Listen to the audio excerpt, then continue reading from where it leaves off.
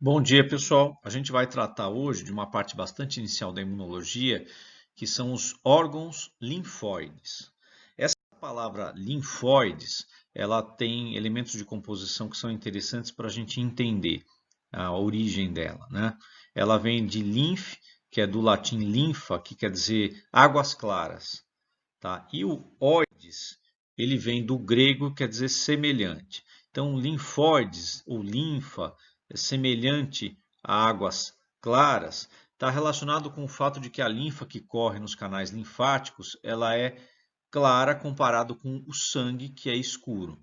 Então, essa é a origem desse termo aí. E os órgãos linfóides podem ser definidos de uma forma bastante simples. São os órgãos relacionados à defesa da gente. Então, assim como eu tenho um sistema digestivo relacionado à digestão, um sistema respiratório, à troca de gases, eu tenho um sistema de órgãos e tecidos que é responsável pela defesa da gente contra invasores microbianos e outros invasores, além da defesa contra tumores também. E para a gente poder continuar aqui na discussão de órgãos linfóides, eu preciso abrir um parênteses e fazer uma pergunta. Qual que é a célula mais importante do sistema imunológico? Tá? Porque a partir dela eu consigo esmiuçar a questão dos órgãos linfóides. Essa célula aí, embora todas elas sejam obviamente importantes e tenham o seu papel, mas a célula mais central da resposta imunológica são os linfócitos. E os linfócitos têm uma subdivisão inicial, que é o linfócito T e o linfócito B.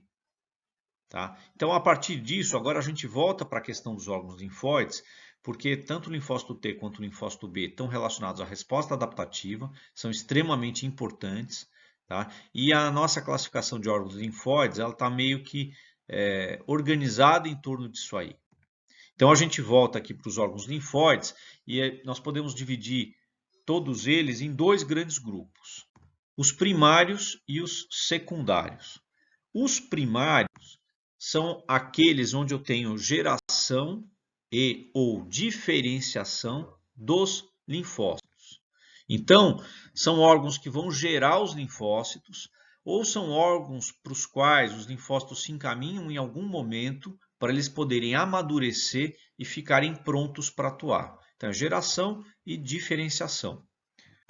A gente tem como exemplos de órgãos linfóides primários na espécie humana a medula óssea, que é, aliás, onde são geradas todas as células do sistema imunológico, incluindo os linfócitos, e isso é comum a todas as espécies animais.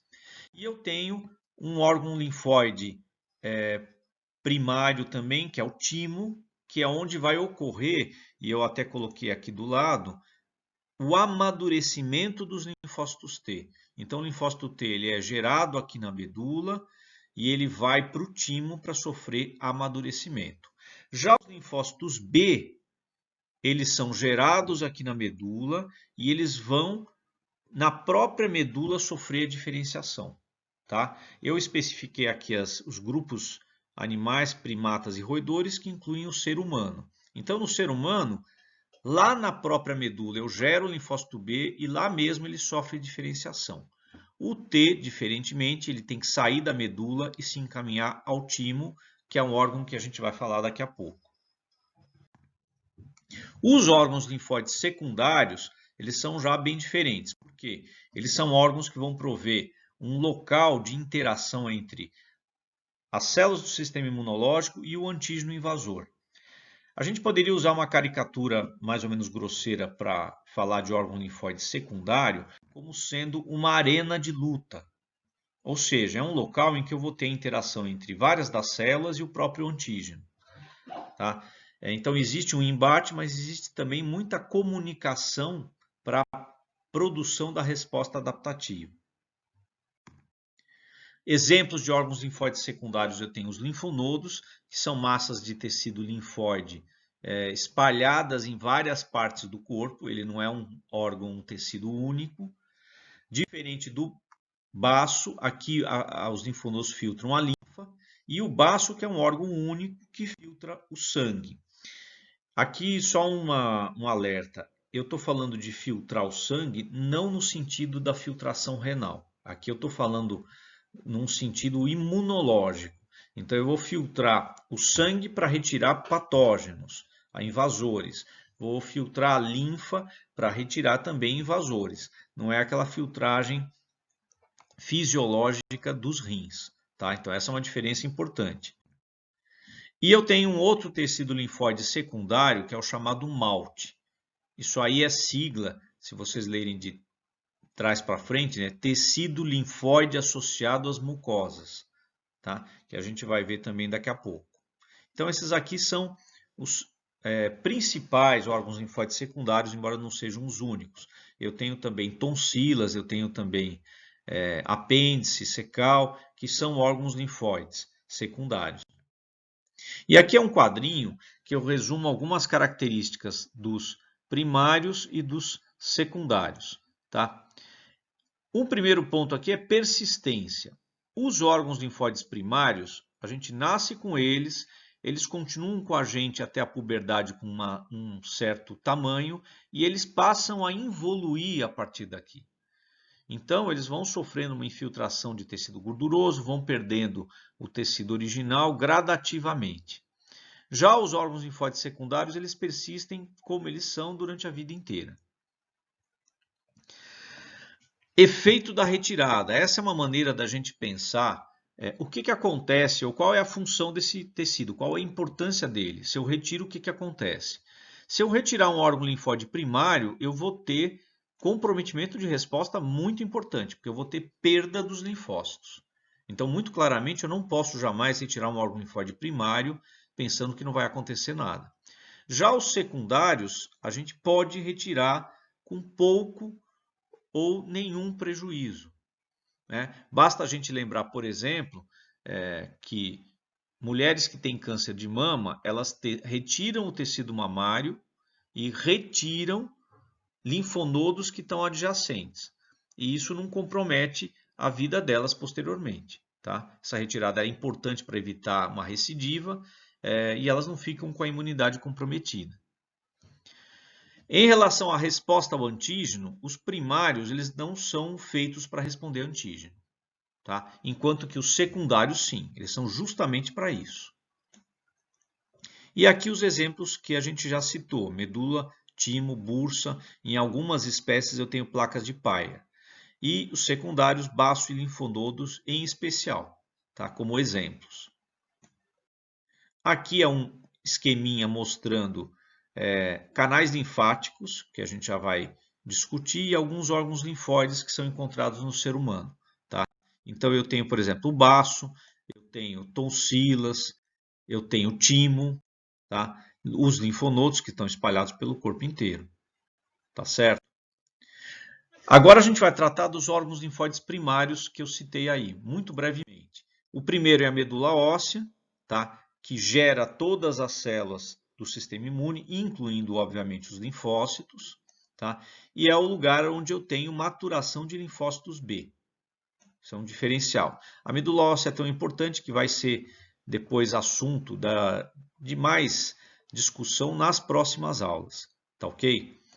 O timo, que é o outro órgão linfóide primário importante, ele é composto por lóbulos, né? Ele se localiza mais ou menos no mediastino, um pouco abaixo do coração, e ele é composto por lóbulos, como esse que está sendo mostrado aqui, em que eu tenho um córtex com um forte infiltrado de linfócitos e eu tenho uma medula aqui na região central que tem muitas células epiteliais e alguns linfócitos. Tá? Essas células epiteliais que a gente encontra no timo, elas têm uma característica única no corpo humano. Tá? Elas são chamadas de promíscuas. Esse promíscuo aqui tem um sentido científico, né? Isso significa que elas são capazes de expressar uma quantidade imensa de antígenos diferentes, antígenos próprios. Então elas expressam mais de 400 tipos de antígenos que são encontrados em outras células do corpo.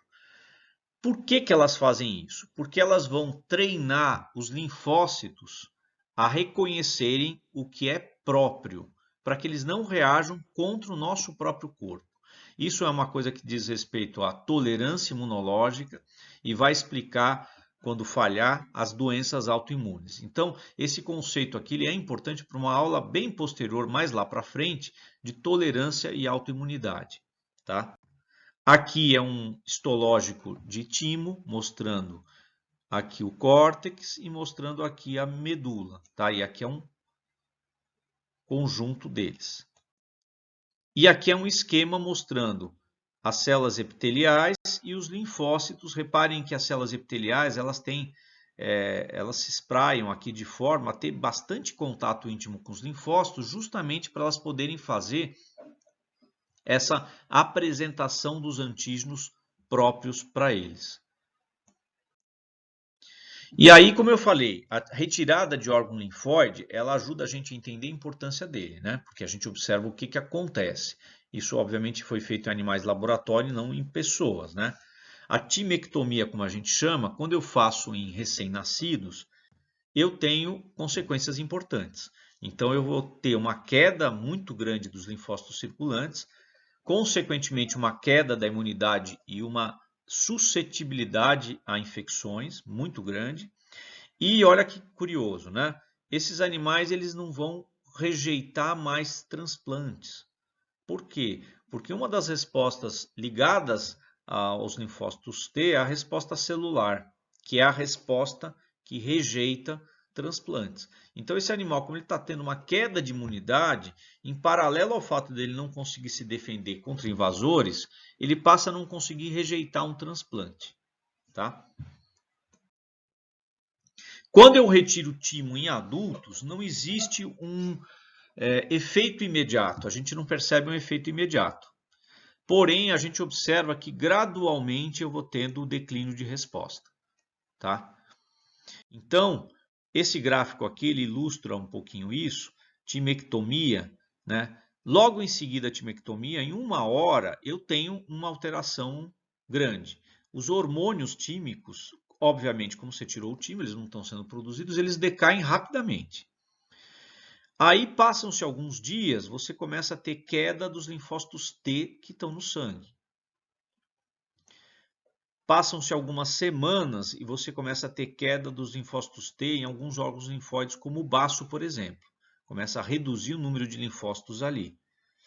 E 1 ano depois, eu tenho uma queda na rejeição a enxertos de pele. Isso aqui é um indicativo de que eu tenho uma queda importante da resposta celular.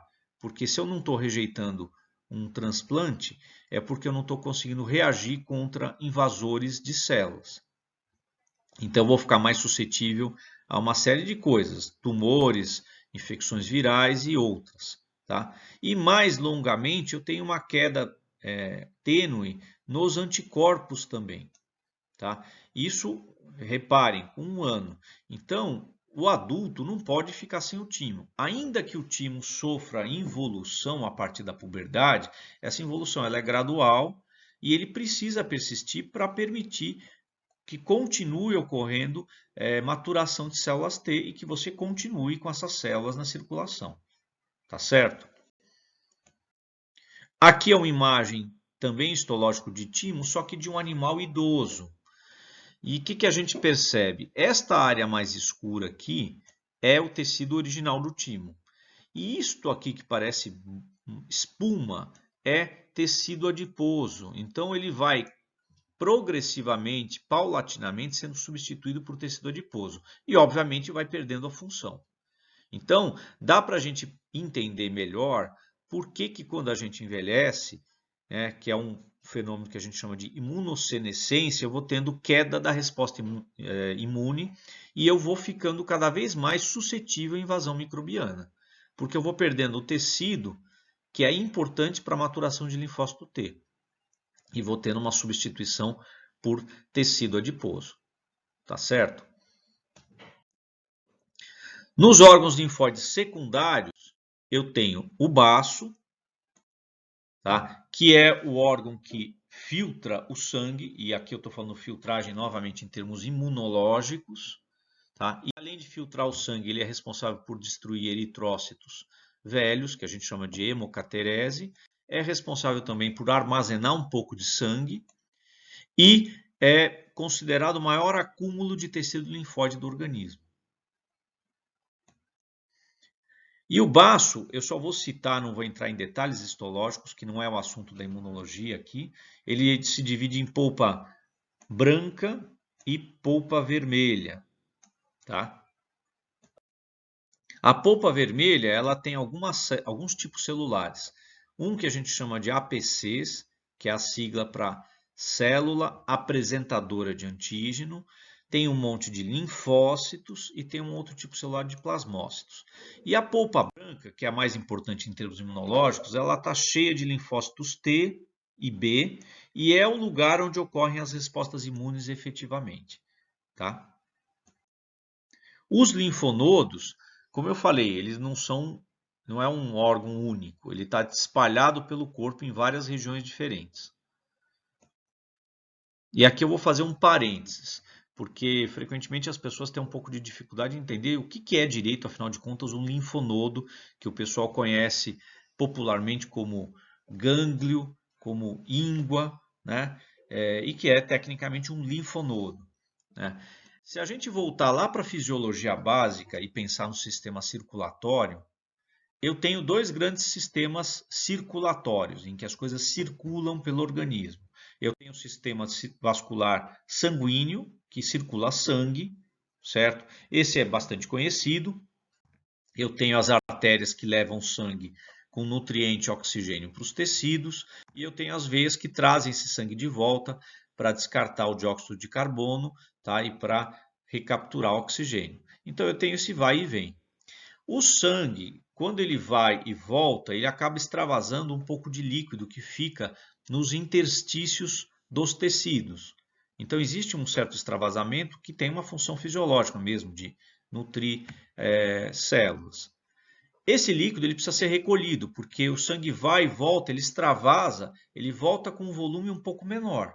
Se eu não recolher esse líquido, o que acontece? Eu tenho inchaço do tecido, daquele órgão, daquele perna, braço, o que for. Eu vou ter um inchaço. Então eu tenho que ter uma outra malha, uma outra rede de drenagem, tá? Essa rede de drenagem vai recolher esse líquido intersticial que extravasou, vai coletar tudo isso e vai jogar de volta na corrente sanguínea.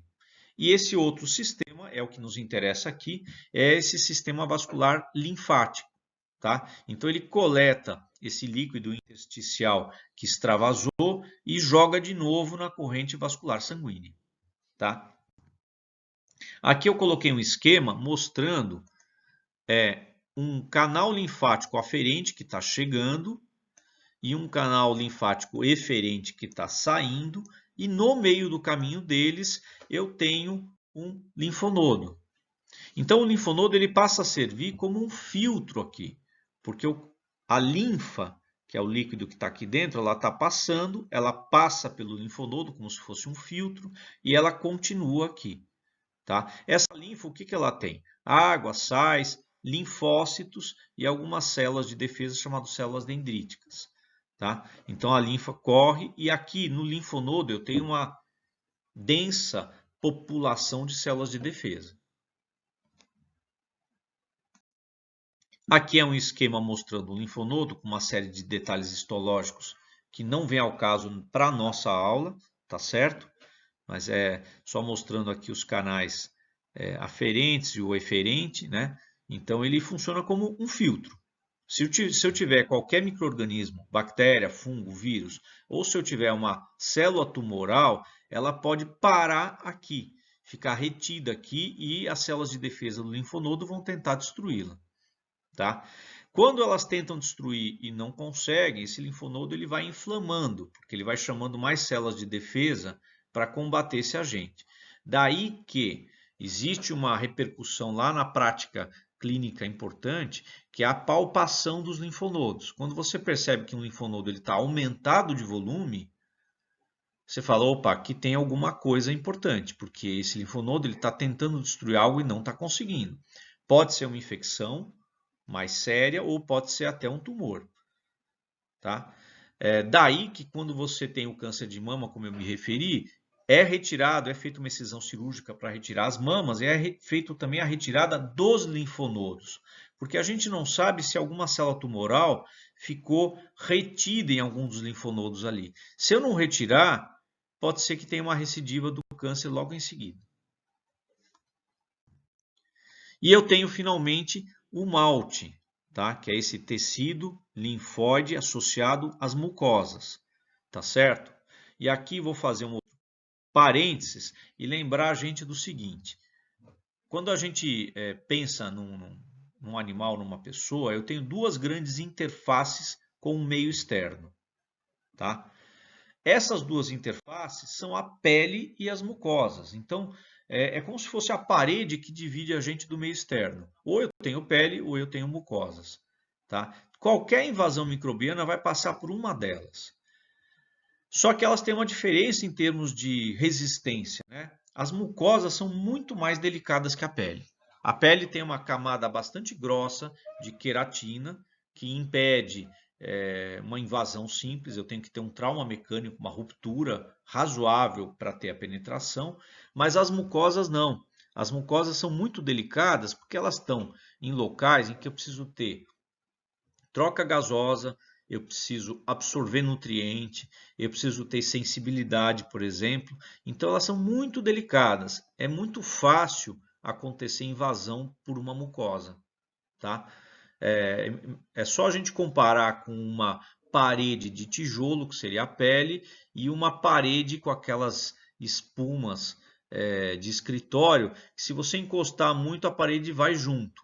Então a mucosa ela é muito delicada, tá? Por isso que a gente tem esse conjunto de tecidos linfóides estruturados abaixo das mucosas, em especial porque é um ponto de invasão muito sério, tá? Então aí, ó, ponto muito sensível de invasão, as mucosas. E aqui é um slide mostrando o tecido linfóide aqui, tá? No pulmão, porque eu tenho alvéolo aqui e eu tenho um brônquio aqui, um bronquíolo. Então o ar está passando aqui, eu estou capturando oxigênio. Se tiver algum tipo de invasão por aqui, eu tenho um tecido linfóide para me proteger, tá certo? Com isso, a gente encerra essa aula aqui. Vai ter um segundo vídeo sobre células do sistema imunológico. Portanto, não percam, porque ele faz parte dessa aula e é bastante importante. Tá legal, gente?